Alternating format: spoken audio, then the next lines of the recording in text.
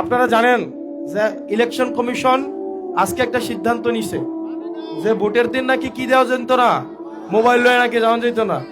চুরির ধরা ফেরা দেখিব তো, চুরির ধরা ফেরা যাবো গা, এর লাগে এই কাম করতেছে। বুঝছেন জুলাইতে আমরা দেখছি কি কয়েকটা মিডিয়া ছাড়া বেশিরভাগ দিছে কি যে পরিবেশ শান্ত।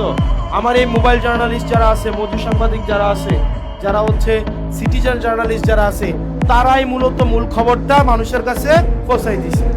যারা ভোট চুরির প্রস্তুতি নিতেছে তারা চুরি যদি ধরে লাই ফলাফাইনে এর লাগিয়া তারা কি করছে, প্রথমে বাদ দিছে বিএনসিসি রে বাদ দিছে, এখন বাদ দিতেছে আবার কাটারে মোবাইল জার্নালিস্টে। ভোট হচ্ছে একটা উৎসবের পোলাপাইন, তোরা ব্লগ বানাইয়া ভোট দিতে যাবি।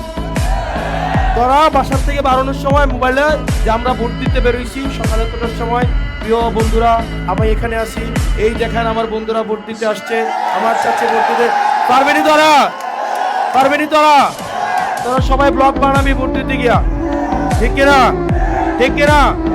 এই নির্বাচন কমিশন যে সিদ্ধান্ত নিয়েছে এই সিদ্ধান্ত অবশ্যই প্রত্যাহার করতে হবে। নির্বাচনকে ভোট চুরির যে ষড়যন্ত্র, এটা হচ্ছে ষড়যন্ত্রের অংশ।